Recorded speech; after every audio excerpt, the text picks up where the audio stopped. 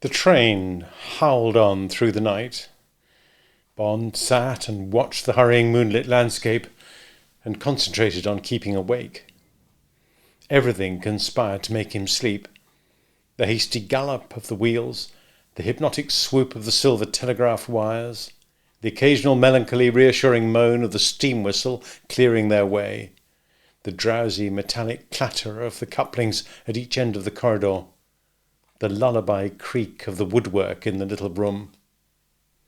Even the deep violet glimmer of the nightlight above the door seemed to say, "I will watch for you. Nothing can happen while I am burning you.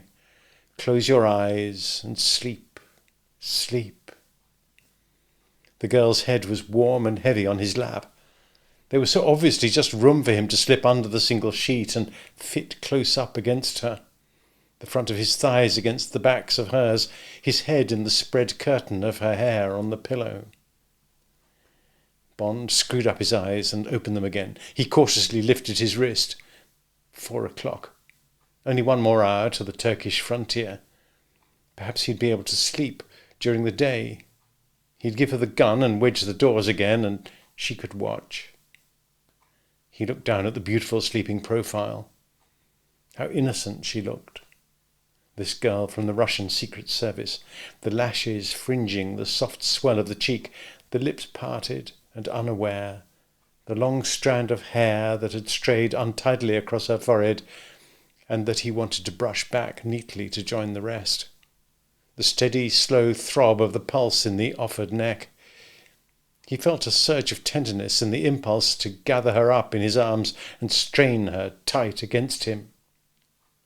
He wanted her to wake, from a dream perhaps, so that he could kiss her and tell her that everything was all right, and see her settle happily back to sleep. The girl had insisted on sleeping like this. "I won't go to sleep unless you hold me," she had said. "I must know you are there all the time. It would be terrible to wake up and not be touching you. Please, James. Please, Dushka." Bond had taken off his coat and tie and arranged himself in the corner with his feet up on his suitcase and the Beretta under the pillow within reach of his hand. She had made no comment about the gun. She had taken off all her clothes except the black ribbon around her throat and had pretended not to be provocative as she scrambled imputically into the bed and wriggled herself into a comfortable position. She had held up her arms to him. Bond had pulled her head back by her hair and had kissed her once, long and cruelly. Then he had told her to go to sleep and had leant back and waited icily for his body to leave him alone. Grumbling sleepily, she had settled herself, with one arm flung across his thighs. At first she had held him tightly, but her arm had gradually relaxed, and then she was asleep. Briskly, Bond closed his mind to the thought of her and focused on the journey ahead. Soon they'd be out of Turkey. But would Greece be any easier? No love lost between Greece and England. And Yugoslavia? Whose side was Tito on? Probably both. Whatever the orders of the 3 MGB men, either they already knew Bond and Tatiana were on the train, or they would soon find out. He and the girl couldn't sit for 4 days in this coupe with the blinds drawn. Their presence would be reported back to Istanbul, telephoned from some station, and by the morning the loss of the Spector would have been discovered. And then what? A hasty démarche through the Russian embassy in Athens or Belgrade. Have the girl taken off the train as a thief? Or was that all too simple? And if it was more complicated, if all this was part of some mysterious plot, some tortuous Russian conspiracy, should he dodge it?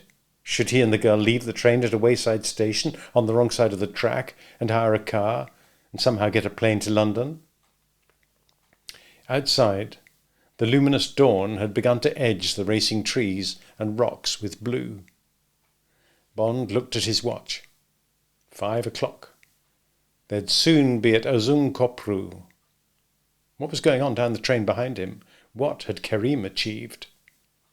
Bond sat back, relaxed. After all, There was a simple, common-sense answer to his problem. If between them they could quickly get rid of the 3 MGB agents, they should stick to the train and to their original plan. If not, Bond would get the girl and the machine off the train, somewhere in Greece, and take another route home. But if the odds improved, Bond was for going on. He and Karim were resourceful men. Karim had an agent in Belgrade who was going to meet the train. There was always the embassy. Bond's mind raced on, adding up the pros and dismissing the cons. Behind his reasoning, Bond calmly admitted to himself that he had an insane desire to play the game out and see what it was all about. He wanted to take these people on and solve the mystery, and, if it was some sort of plot, defeat it. M had left him in charge. He had the girl and the machine under his hand. Why panic? What was there to panic about? He would be mad to run away and perhaps only escape one trap in order to fall into another one. The train gave a long whistle and began to slacken speed. Now for the first round. If Karim failed, if the 3 men stayed on the train... Some goods trucks, led by a straining engine, filed by.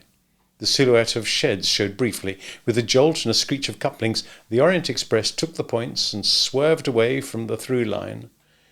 4 sets of rails, with grass growing between them, showed outside the window, and the empty length of the down platform. A cock crowed. The express slowed to walking speed, and finally, with a sigh of hydraulic brakes and a noisy whoosh of let-off steam, ground to a stop. The girl stirred in her sleep. Bond softly shifted her head onto the pillow and got up, slipped out of the door. It was a typical Balkan wayside station, a facade of daub buildings in over-pointed stone, a dusty expanse of platform, not raised but level with the ground, so there was a long step down from the train, some chickens pecking about, a few drab officials standing idly, unshaven, not even trying to look important. Up towards the cheap half of the train, a chattering horde of peasants with bundles and wicker baskets waited for the customs and passport control so that they could clamber aboard and join the swarm inside. Across the platform from Bond was a closed door with a sign over it which said "Police." Through the dirty window beside the door, Bond thought he caught a glimpse of the head and shoulders of Karim. "Passeport! Douane!" A plainclothes man and 2 policemen in dark green uniform with pistol holders at their black belts entered the corridor. The wagon-lit conductor preceded them, knocking on the doors. At the door of number 12, the conductor made an indignant speech in Turkish, holding out the stack of tickets and passports and fanning through them as if they were a pack of cards. When he had finished, the plainclothes man, beckoning forward the 2 policemen, knocked smartly on the door, and when it was opened, stepped inside. The 2 policemen stood guard behind him. Bond edged down the corridor. He could hear a jumble of bad German. One voice was cold, the other was frightened and hot. The passport and ticket of Herr Kurt Goldfarb were missing. Had Herr Goldfarb removed them from the conductor's cabin? Certainly not. Had Herr Goldfarb, in truth, ever surrendered his papers to the conductor? Naturally.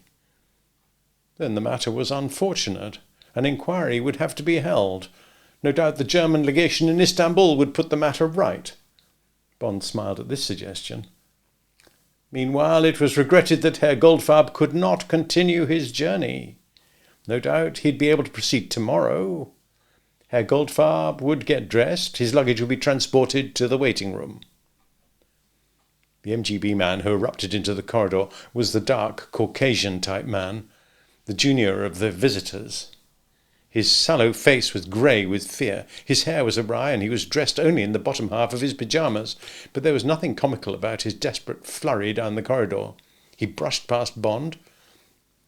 At the door of number 6 he paused and pulled himself together. He knocked with tense control. The door opened on the chain, and Bond glimpsed a thick nose and part of a moustache. The chain was slipped, and Goldfarb went in. There was silence, during which the plainclothes man dealt with the papers of 2 elderly Frenchwomen, in 9 and 10, and then with Bond's. The officer barely glanced at Bond's passport. He snapped it shut and handed it to the conductor. "You are travelling with Kerim Bey?" he asked, in French. His eyes were remote. "Yes." "Merci, monsieur, bon voyage." The man saluted. He turned and rapped sharply on the door of number 6.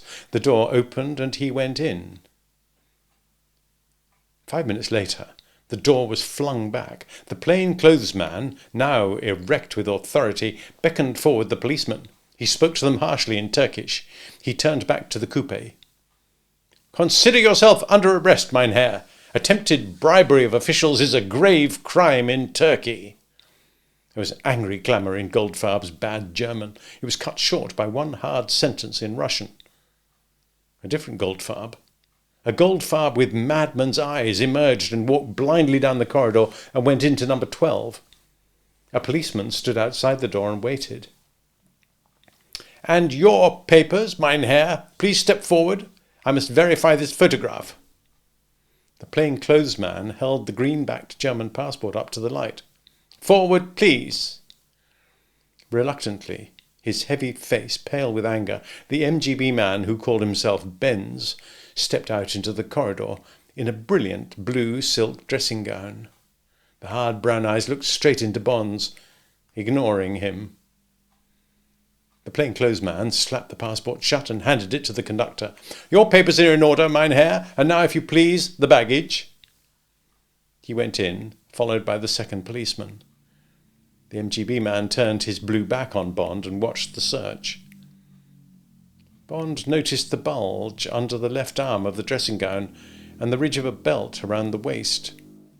He wondered if he should tip off the plain-clothes man.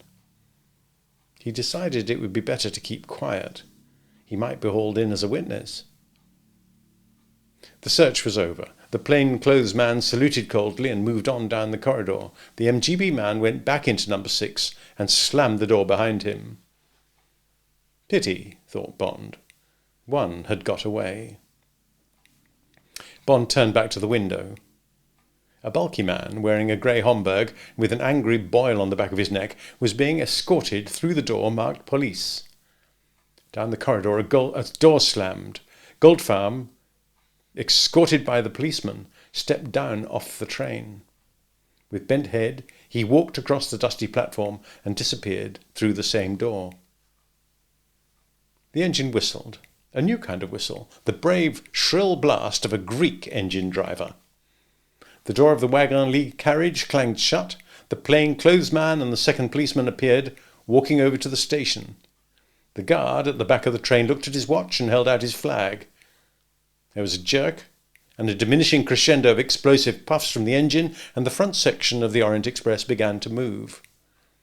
The section that would be taking the northern route, through the Iron Curtain, through Dragoman on the Bulgarian frontier, only 50 miles away, was left behind, beside the dusty platform, waiting. Bond pulled down the window and took a last look back at the Turkish frontier, where 2 men would be sitting in a bare room under what amounted to sentence of death. 2 birds down, he thought. 2 out of 3. The odds looked more respectable. He watched the dead, dusty platform with its chickens and small black figure of the guard until the long train took the points and jerked harshly onto the single main line. He looked away across the ugly, parched countryside towards the golden Guinea sun climbing out of the Turkish plain. It was going to be a beautiful day.